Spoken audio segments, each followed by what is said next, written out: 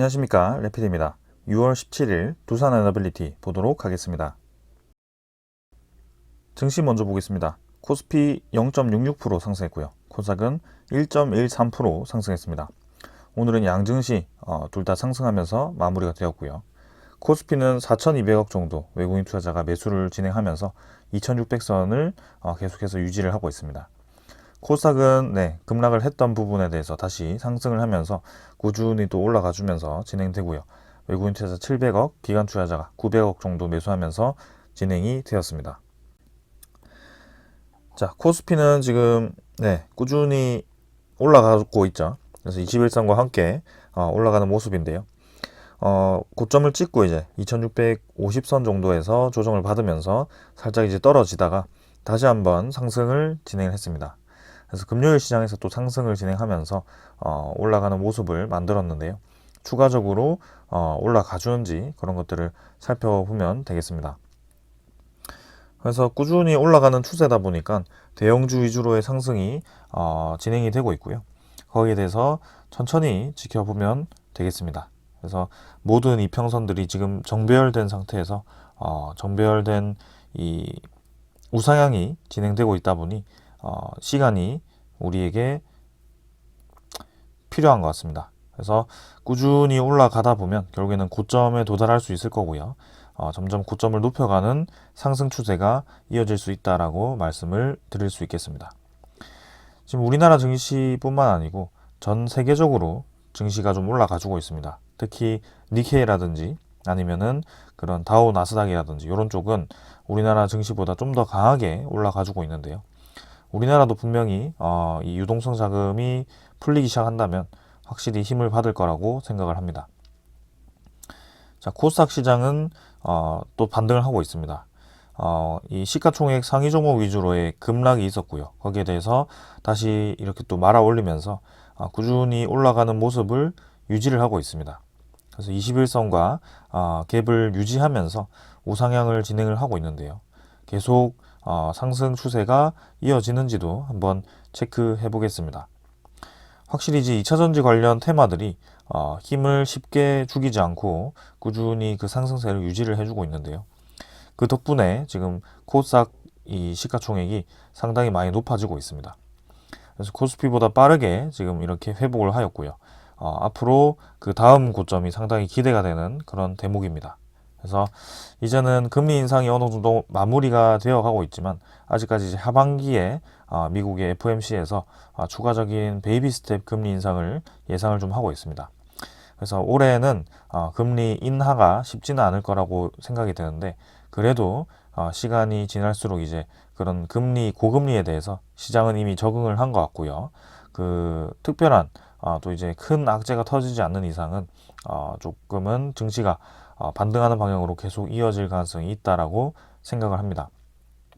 그럼 물론 이제 한번 꺾이는 시기도 있을 거라고 생각을 합니다. 이런 고금리가 오랫동안 유지가 되었을 때 결국에는 그런 버블들이 하나씩 터지는 시간이 필요한데요. 그 버블이 이전에 이제 SVB 은행이라든지 그런 은행 파산에 대해서 한번 버블이 터지면서 그런 파산 위기에 처하는 은행들이 많아졌었죠. 근데 그런 것들을 좀 정부 차원에서 그리고 국제은행 차원에서 빠르게 이제 대응을 해주면서 상당히 좀 잘 넘어간 것 같습니다. 그래서 그런 식으로 이제 시장에 대한 대응 능력이 충분하기 때문에 이전에 2007년, 2008년 때와 같이 리만 브라더스 사태가 터질 만큼 이제 시장이 아주 무리하게 가고 있지는 않는 것 같습니다. 그런 면에서 본다면 완만하게 우상향하는 그림이 계속 이어질 가능성이 큽니다. 그 다음에 이제 해외 증시 다우 나스닥은 이제 약 하락을 했고요. 니케이는 또 상승을 하면서 마무리가 되었습니다. 시장이 이제 급등을 하면서 계속 올라갔는데 거기에 대해서 뭐 크게 떨어지지 않습니다. 그래서 꾸준히 계속 밀어 올리면서 진행이 되는 모양새고요. 나스닥도 이미 13,000포인트 거의 코스닥과 유사한 위치까지 이렇게 올라갔습니다. 그래서 이 지수 상승이 금리 인하가 오기 전에도 일찌감치 이렇게 빠르게 올라갔는데요. 거기에 대해서 지금 시장에 대한 기대감이 어느 정도 있습니다. 그러나 무조건 저렇게 고점까지 계속 올라간다라고 생각하기에는 좀 이제 무리가 있을 수 있기 때문에 거기에 대해서는 어느 정도 대비를 하면서 지켜보시면 되겠습니다. 자, 환율은 이제 1280원대고요. 5원 정도 상승했습니다. 1200 후반대, 중반대 정도를 유지를 하고 있고요. 1300원 수준에서 지금 쭉 떨어져서 이 정도 위치에서 자리를 잡았습니다. 전 저점보다도 조금 떨어진 상태인데요. 그래도 추가적인 하락이 예상이 되는 시점입니다. 그래서 1300원 아래로 이제 떨어지고 이제는 1200원 초반대로 떨어지는 기대감을 가지고 있고요. 그게 이제 뭐 한두 달 만에 갑자기 이제 급락을 하진 않겠지만 어느 정도 시간에 걸쳐서 서서히 떨어지는 구간이 만들어질 거라고 보고 있습니다. 그래서 거기에 대해서도 우리가 천천히 지켜보시면 될 것 같습니다. 자, 지수 선물은 뭐 어제 미국 증시는 좀 하락을 하면서 마무리되었기 때문에 미국 증시는 하락했고요. 유럽 증시도 마찬가지 뭐 큰 상승 하락 없습니다. 최근에는 어느 정도 자리를 잡고 있고요. 0.5% 정도 올라가면서 마무리가 되었었네요. 그래서 적절하게 다 마무리를 했다라고 보시면 되겠습니다. 채권 금리 같은 경우는 미국 10년물 국채 금리 3.76%로 3.8%에서 조금 떨어져서 진행이 되었고요. 3.7%, 3.8%, 네, 요 수준에서 계속 유지를 하고 있는 것 같습니다. 그래서 그 국채 발행에 대해서 국채 가격이 떨어지기 때문에 국채 금리가 올라갔는데요. 그러나 어느 정도 수준을 이 수준 이상 올리지 않고 적절한 수준에서 유지를 하고 있다. 이렇게 보시면 되겠습니다. 자, 오늘 이 정도로 증시 살펴보았고요. 네, 전반적으로 이제 상승을 하는 움직임이 있다 보니 시간을 두고 계속 이 분위기를 이어서 갔으면 하는 바람입니다. 그래서 이 정도로 좀 마무리를 하고 종목으로 넘어가도록 하겠습니다. 두산 에너빌리티 보겠습니다. 520원 상승해서 2.77% 상승했고요. 19,270원으로 마무리가 되었습니다. 자, 오늘 두산 에너빌리티는 상승으로 마무리를 했고요. 장 초반에는 크게 움직임이 없는 듯 하다가 중반 이후, 그죠? 후반부터는 좀 강하게 상승을 시키면서 마무리가 되었습니다. 자, 특히 두산 에너빌리티를 비롯한 이 원자력 관련 에너지 종목들도 상승을 했고요. 거기에 추가로 뭐 이 해상풍력이라든지 그런 신재생 에너지 관련 종목들, 수소 관련 종목들도 상당히 좀 강하게 올라가는 모습이 나왔습니다. 그래서 이런 신재생과 원자력 에너지와 같은 그런 에너지 관련 종목들에 상당히 힘을 많이 받은 것 같고요. 거기에 선박 관련 종목들도 좀 힘을 받으면서 금요일 증시가 진행되었던 것 같습니다. 자, 그 이유에 대해서는 조금 이따가 말씀을 드릴 거고요. 일단 두산 에너빌리티 먼저 리뷰를 시작하겠습니다. 자, 시간의 거래는 평소와 유사했습니다. 어제와 유사했던 것 같고 금요일은 좋게 마무리가 되었네요. 그래서 1,290원으로 19,290원으로 거래는 마무리가 되었고요. 일별 거래량은 910만 주로 전날보다 증가하면서 진행이 되었습니다. 우리가 뭐 이상적으로 거래량이 많이 터지길 원하는 그 수준까지는 아니지만 그래도 적절하게 거래량을 좀 증가시키면서 진행이 되었고요. 그동안 횡보했던 그 구간에서 조금 더 거래량을 늘리면서 위로 향했다는 것 자체가 저는 상당히 중요하다고 생각을 합니다. 자, 그래서 차트를 먼저 일별부터 보게 되면 그동안 이제 한 4일, 5일 정도 이 구간에서 횡보를 진행을 시켰습니다. 그래서 계속 이제 매일 19,000원 정도를 터치를 하고 떨어지고 그리고 조금 떨어지려고 하면 아래 꼬리를 달면서 올라가는 그런 모습이 많이 관측이 되었는데요. 그 관점에서 이제 이전 고점과는 좀 다른 패턴이다라고 말씀을 드렸습니다. 그런 와중에 이제 이 거래량이 한번 이렇게 실리면서 위로 이 윗꼬리를 벗어나는 그런 양봉이 하나가 나왔고요. 여기서 이제 N자로 그죠? 올라가는 모습이 상당히 저는 긍정적으로 보여집니다. 그래서 5일선을 지키는 자체에서 서서히 이제 21선, 61선, 121선 이런 이평선들이 올라가고 있다는 점이고요. 아주 이상적으로 이 증시, 이 차트가 형성이 되고 있다라고 보시면 되겠습니다. 자, 지금 이제 고점을 점점 높여가는 그런 추세가 다시 한번 이어지고 있습니다. 그래서 전고점 부근에서 주가가 형성이 되고 있는데요. 여기서 다음 주에 이 고점을 넘어가면서 2만 원대로 주가가 진입을 할 것인지를 한번 살펴볼 필요가 있겠습니다. 자, 이제 2만 원대로 진입을 하게 된다면 이전에 블록딜 발표 이후에 블록딜 때 쏟아졌던 그 물량이 다 회수가 되었다라고 판단을 할 수 있을 거고요. 공교롭게도 이 블록딜과 함께 상당히 그 모관서울로부터 공매도가 많이 증가를 했었습니다. 근데 그 공매도가 지금은 점점 줄어들면서 역대 최소 이 수치로 지금 공매도 잔고가 떨어진 상황인데요. 상당히 많은 물량이 상환이 되었습니다. 그래서 이 구간 자체가 이전에 진행했던 유상증자라든지 신주인수권 부사채라든지 그런 블록딜에 대한 물량들이 소화되는 구간이 아니었을까라는 생각도 하게 됩니다. 자, 그래서 이제 그런 소화 기간을 충분히 가졌다라고 한다면 그런 상승세와 함께 조금 더 강하게 이 주가 박스권을 벗어나면서 이전에 우리가 지켜보던 그런 라인 안으로 이제 들어왔다라고 볼 수가 있을 것 같습니다.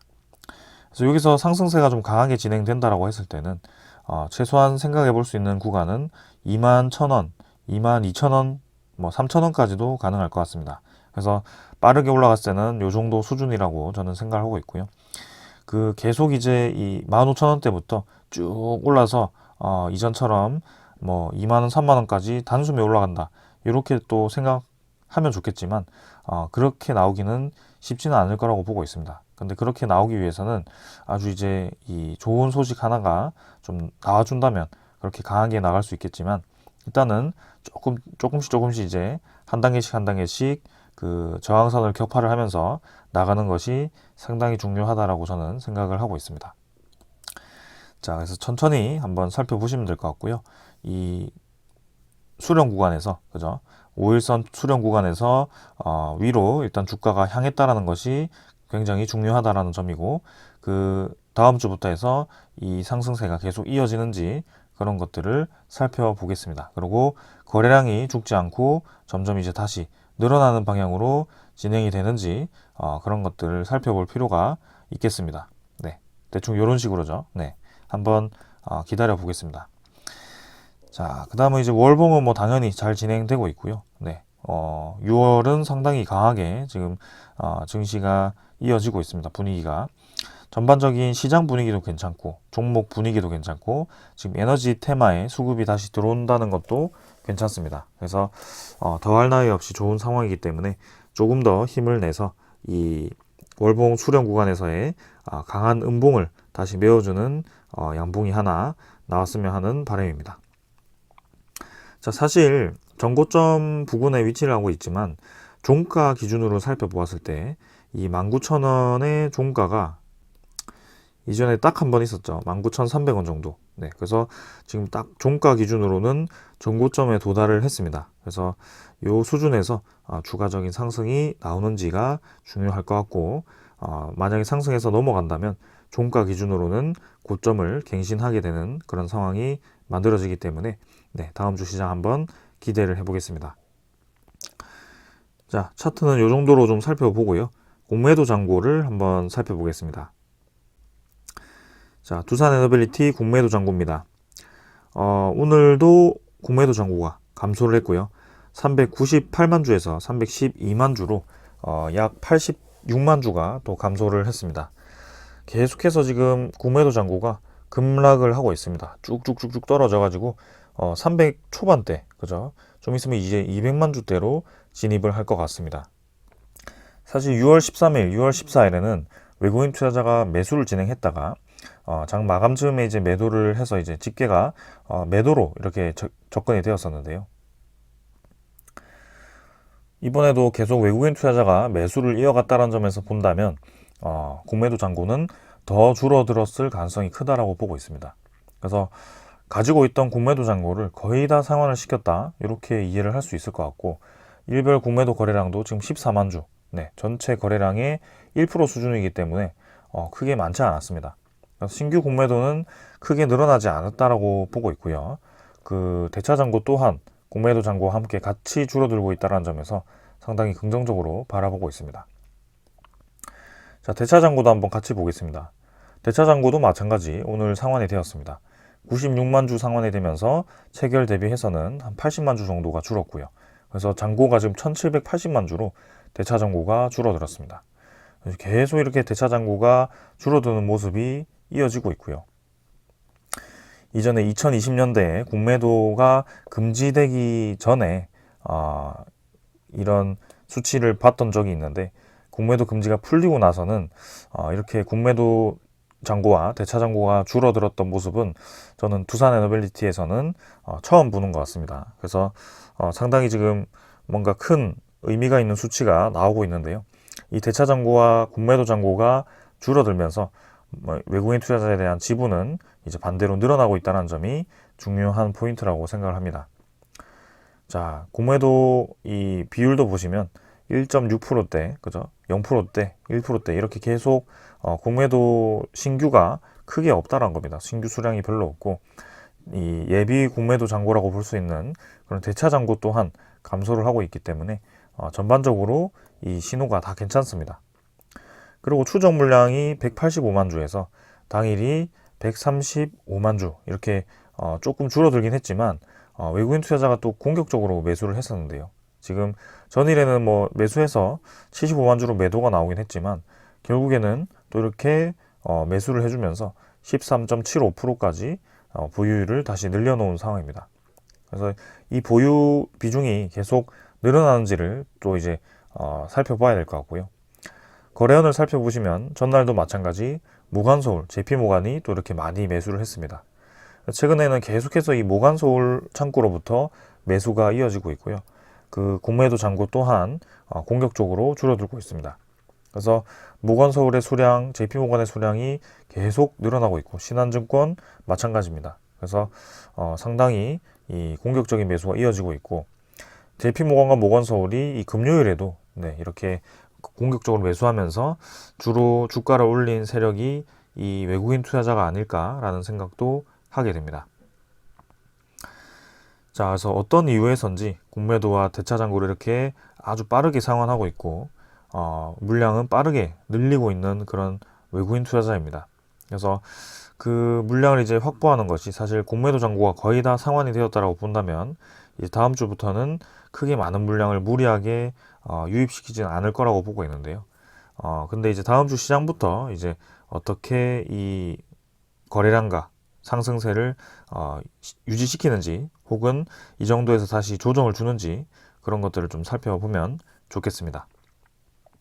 아까 제가 이제 투자자에 대한 수급을 확인을 안 해봤는데요. 외국인 투자자는 방금 확인을 했고요. 기관 투자자는 30만 주 매수를 하면서 진행이 되었습니다. 그래서 금융투자는 11,000주 매도했고, 보험과 투신은 이렇게 35,000주, 78,000주씩 매수를 했습니다. 그래서 투신도 지금 최근에 다시 매수를 연일 진행시켜주고 있고요. 사모펀드는 31,000주 매수하면서 전날 매도했던 것을 대부분 매수를 해주었습니다. 반대로 이제 이 연기금 투자자는 19만 주 또 매수하면서 전에 이어가던 그 매수세를 또 이어가고 있고요. 전날에는 11만 주를 매도했지만 그 이상 또 매수해주면서 계속해서 전체적인 누적 수급은 또 이렇게 매수로 진행을 시켜주고 있습니다. 그래서 특정한 만기 기간이나 아니면 그런 뭐 200에 코스피 200에 대한 그런 편성 비율이라든지 그런 것들이 아직까지도 진행이 되고 있는 것인지 한번 살펴봐야 될 것 같고요. 뭔가 금요일에 맞춰서 이 에너지 수급으로, 에너지 테마에 집중적으로 매수가 들어왔다라는 것을 좀 느꼈는데요. 다음 주에도 이런 수급 패턴이 계속해서 이어지는지도 한번 살펴보면 좋겠습니다. 그래서 결론적으로는 기관 투자자, 외국인 투자자 둘 다 매수 진행해주고 있고, 특히 외국인 투자자로부터의 공매도 상황과 함께 매수 수량이 집중이 되고 있다, 이렇게 이해하시면 되겠습니다. 자, 요거는 이제 제가 이 최근 공매도 이 패턴에 대해서 분석을 했던 거고요. 거기에 대해서 이전에 여러 번 영상을 제작하긴 했지만 다시 한번 최근 날짜까지 계산을 해서 또 이렇게 가져와 봤습니다. 지금 이제 X축이 제가 이 개수로 설정이 되어 있어서 일단 다시 말씀드리면, 여기가 블록딜을 수행했던 구간입니다. 그래서 파란색은 주가고요. 주가는 제가 요 오른쪽에 이렇게 표시를 해두었고, 왼쪽은 외인 보유 수량입니다. 네, 여기 보유 수량이 있습니다. 그래서 자, 이렇게 표시를 해두고 보게 되면, 자, 주가에 대한 흐름과 요때는 이제 블록딜이니까 2022년 9월이고요. 여기는 오늘 날짜까지 계산을 한 겁니다. 그래서 2023년 6월입니다. 이렇게 이제 거의 한 9개월, 9개월 동안의 주가 흐름을 살펴보시면 주가에 대한 흐름과 이 외국인 투자자에 대한 흐름이 상당히 유사하게 흘러간다는 것을 알 수가 있습니다. 자, 이전에는 사실 요때라든지 조금 이제 외국인 투자자와 이 주가의 관계가 없다라고 볼 수가 있겠지만, 최근에 보시면 요때부터 이 구간은 상당히 지금 외국인 투자자와 이 주가에 대한 흐름이 밀접하게 관련이 되어 있다는 것을 알 수가 있습니다. 그래서 한마디로 외국인 투자자가 매수를 하면 주가가 올라가고, 매도를 하면 주가가 떨어지고, 매수를 하면 올라가고, 이런 식으로 계속 그 패턴이 동일하게 진행이 되어 왔다는 것입니다. 자, 그와 함께 이제 공매도 잔고도 한번 살펴보시면, 자, 공매도 수량은 파란색이죠, 이번에는. 주가가 이제 주황색입니다. 그래서 공매도 잔고가 오른쪽에 표시되어 있고 주가가 왼쪽에 표시되어 있는데요. 이 날짜 구간은 똑같습니다. 여기가 22년 9월, 여기가 23년 6월이죠. 오늘 날짜까지. 자, 보시면 공매도 수량이 블록딜과 함께 증가를 합니다. 엄청나게 증가를 하면서 주가가 쭉쭉쭉쭉 떨어지죠. 네. 그러고 공매도를 이제 중간에 상환하는데 그때도 이제 주가가 떨어지게 되긴 합니다. 근데 이때도 이제 공매도가 증가하면서 주가가 또 올라가기도 하고 떨어지면서 주가가 떨어지기도 합니다. 그래서 이때는 이제 방금처럼 외국인 투자자와 밀접한 관련이 없었던 것처럼 공매도 잔고와 이 주가도 크게 관련이 없었는데요. 근데 이때 그죠? 이 오른쪽 구간을 보시면 공매도 잔고와 주가가 상반된 관계로 거의 종이를 반으로 접은 것처럼 데칼코마니 형태로 이렇게 표시가 되는 것을 볼 수 있습니다. 주가가 올라가면 공매도가 상환이 되고 주가가 떨어지면 공매도가 늘어나고 계속해서 반대로 이렇게 패턴이 형성되는 것을 알 수가 있습니다.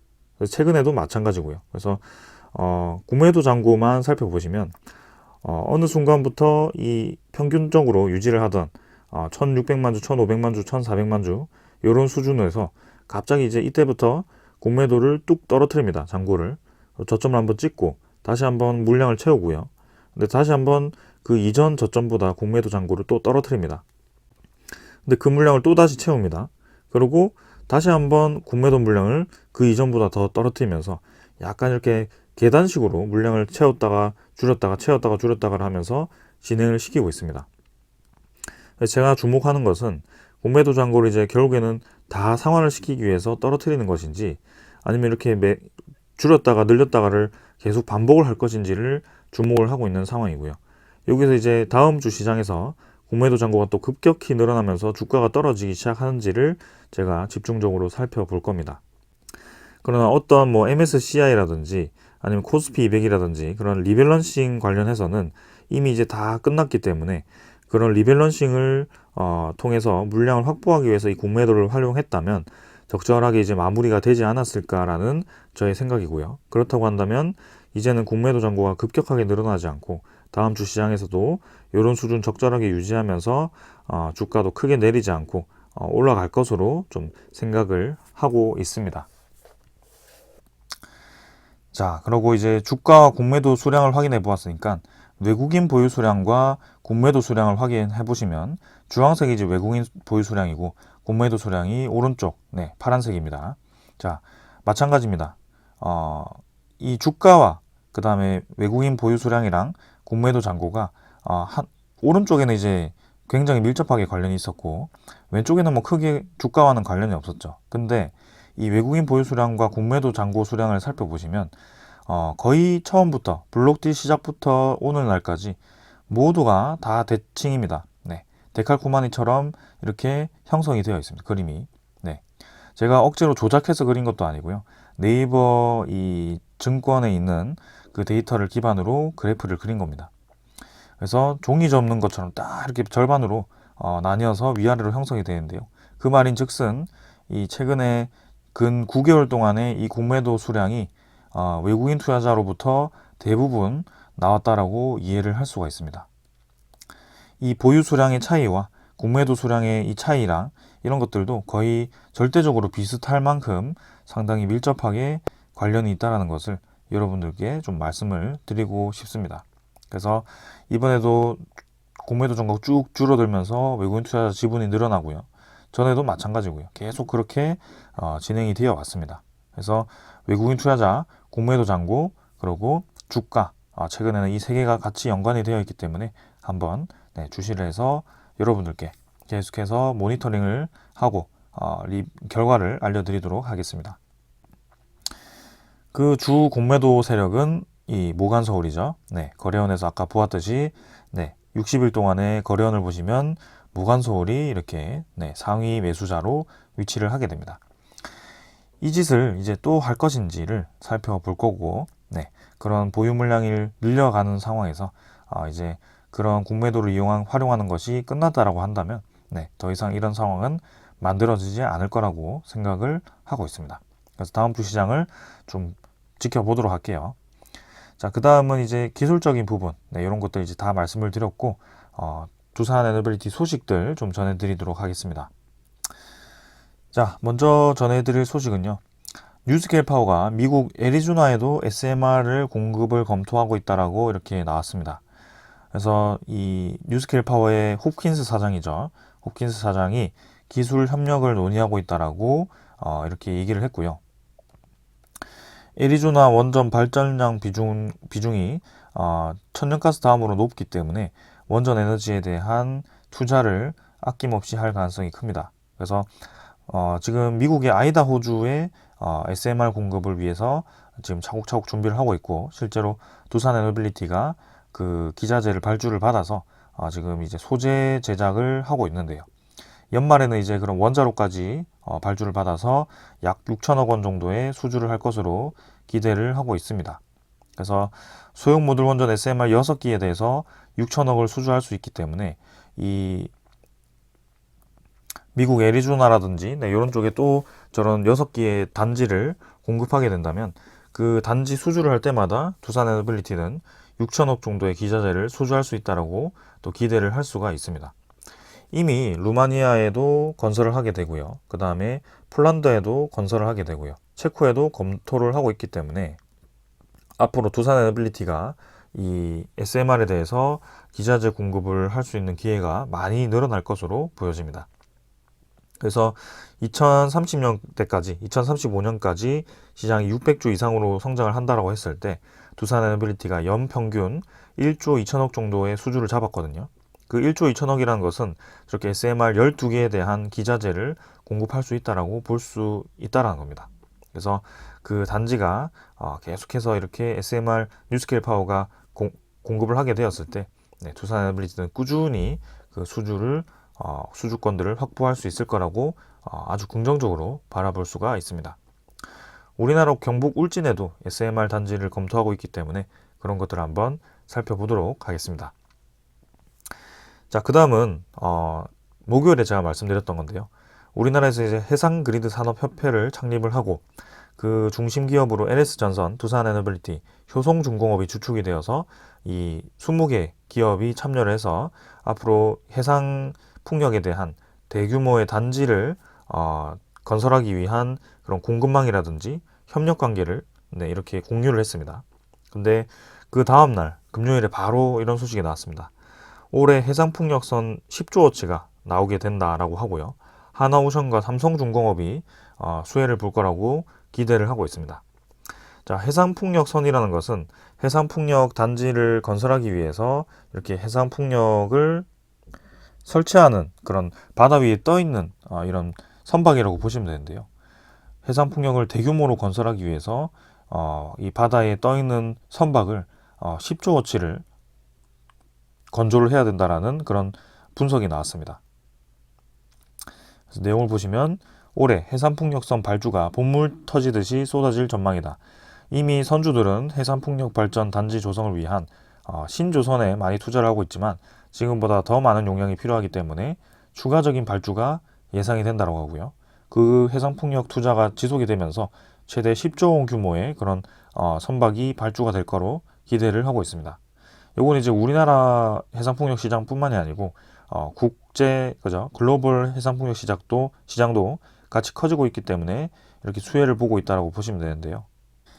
그 해상풍력 사업 덕분에 지금 선박 종목들도 이렇게 올라가고 있다는 겁니다. 여기서 이제 제가 중요하게 생각하는 것은 우리나라 해상풍력 시장도 조만간 급속하게 성장하는 시기가 다가올 것이고요. 제가 이제 여러 번 그래프를 보면서 설명을 드렸지만 2024년부터는 본격적으로 매년 시장에 거의 한 1.5배씩 정도는 성장을 할 것으로 추정을 하고 있습니다. 그래서 2년마다 해상풍력 시장이 2배씩은 증가하는 그런 모습이 나올 거기 때문에 거기에 두산에너빌리티가 터빈이라든지 나셀이라든지 하부 구조물이라든지 그런 것들을 계속해서 공급을 할 수 있을 것으로 기대를 하고 있습니다. 자, 그래서 두산에너빌리티 시간이 지날수록 수주량은 늘어날 거라고 기대가 되고요. 거기에 대해서 주가는 꾸준히 올라갈 수밖에 없다라는 것을 다시 한번 강조를 드립니다. 자, 그리고 이제 두산에너빌리티가 또 이제 수소 터빈도 실증을 하기 위해서 준비를 하고 있습니다. 연간 약 700억 원의 연료비를 절감할 수 있다라고 하는데요. 수소 터빈이 그만큼 친환경적이고 이 기업 입장에서는 이 연료비 절감을 한다는 점에서 수요가 많을 것으로 기대가 됩니다. 아직 기술 개발은 완벽하게 된 것도 아니고요. 이제 국책 사업을 시작하는 단계이기 때문에 그 기술에 대해서 2027년까지 검토를 할 거라고 보여지고요. 그 2027년에 이제 마무리를 하고 실증 사업까지 이렇게 준비를 한 것으로 보여집니다. 그래서 한국 동서 발전을 포함한 국내 12개 산학연이 모여서 H급 대형 가스터빈 50% 수소 혼소 기술 개발 및 실증 국책 과제를 추진하기 위한 그런 협약을 체결을 했다라고 합니다. 그래서 직접 이제 이렇게 사장급들이 참여를 할 만큼 아주 큰 그런 국책 사업이고요. 가스터빈으로 본다면 우리나라가 세계 5번째로 국산화에 성공한 기업이기 때문에 국가이기 때문에 이 수소 터빈도 지금 이제 빠르게 추진을 하고 있습니다. 수소 터빈은 아직 이 실증을 한 기업이 없거든요. 전 세계 유일무이합니다. 그래서 두산에너빌리티가 먼저 실증에 성공을 한다면 세계 최초라는 타이틀을 얻을 수도 있기 때문에 많이 기대되는 사업 중에 하나입니다. 자, 그래서 가스터빈, 해상풍력, SMR, 대형 원전 이런 사업들이 골고루 지금 잘 되고 있고요.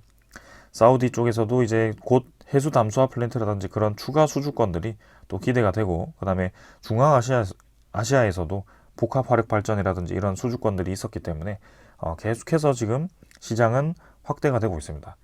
이제는 그 시장이 확대되고 끝나는 것이 아니고 그 확대된 시장에서 또 유지 보수라든지 OEM이라든지 그런 이제 그런 서비스 차원에서의 그런 공급도 기대가 되기 때문에 장기적인 면에서 본다면 수주량은 꾸준히 유지가 될 것으로 기대가 됩니다. 그래서 이전에 두산에너빌리티가 고점을 찍고 쭉 떨어졌던 그런 사업에 대한 기반이 흔들리던 그런 상황이 더 이상 만들어지지 않을 거라고 보고 있고요.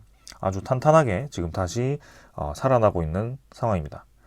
자, 그리고 이제 곧 이제 한국과 프랑스가 또 이제 경제 협력을 논의할 걸로 보이고요. 우리나라 대통령 사단이 또 이제 프랑스를 방문해서 이렇게 기업들 간의 또 협력도 진행할 것으로 보여집니다. 거기 이제 원자력 발전이라든지 그런 방위 사업을 우수한 제조 기술을 지닌 분야로 공동 연구와 공동 개발을 통해 이제 시너지를 낼 수 있을 것이라고 하면서 그런 협력 관계를 또 중점적으로 보고 있는 것 같고요.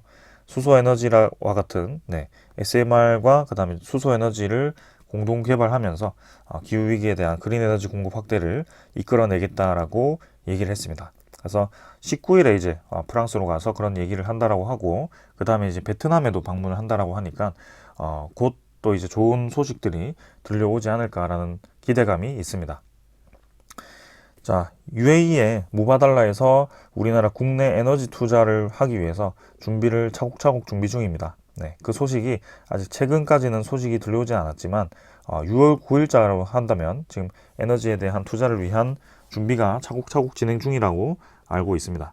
그래서 곧 그런 투자건들도 소식이 들려올 것 같고요. 그리고 사우디와 이제 미국 관계도 개선이 되면서 그런 대형 원전에 대한 수주도 우리나라 쪽으로 다시 검토를 할 수 있고 유리하게 또 상황이 반전될 수 있다는 점에서 저는 상당히 의미가 있다라고 생각을 합니다. 자, 그래서 모든 상황들이 지금 좋아지고 있기 때문에 두산 에너빌리티 지금 이제 19,000원대에서 분명히 넘어갈 수 있을 거라고 보고 있습니다. 그 시기가 이제 다음 주가 바로 될지 조금 더 시간을 끌지는 모르겠지만 결국에는 상승을 성공할 거로 저는 확신을 하고 있습니다. 그래서 여러분들이 오랫동안 버텨왔던 그 구간들을 생각하면서 본전이 왔다고 매도하지 마시고요. 네, 하락한 부분에서 손실을 보는 구간도 오랫동안 버티면서 좋은 매수 구간을 차지했었기 때문에 이 상승 구간도 오랫동안 즐기는 것이 맞습니다. 그게 이제 장기 투자 관점이고요. 매도 시점을 한 분야로, 그죠? 딱 여기서 매도해야지, 여기서 매도해야지 이렇게 하기보다는 적절한 수준에서 비중을 이제는 수익이 난다면 서서히 줄여가는 겁니다. 내려갈 때는 서서히 매수를 했던 거고요. 올라갈 때는 서서히 매도를 하는 것이 아주 좋은 방법이기 때문에 네, 그 무릎에서 사서 어깨에서 팔라는 것이 딱 그 지점에서 팔라는 것이 아니고 평균적으로 매수를 하고 평균적으로 매도를 하다 보면 무릎과 어깨의 형성이 된다라는 것입니다. 그렇기 때문에 그런 관점에서 좀 투자를 하려고 노력을 하면 상당히 도움이 많이 되실 거고요. 비중 조절, 네, 그런 위기 대응이라는 그 다음에 기업 가치 분석 요 세 가지 관점에서 좀 제 영상을 봐주셨으면 좋겠습니다. 자, 오늘 여기까지 하고 마무리하겠습니다. 감사합니다.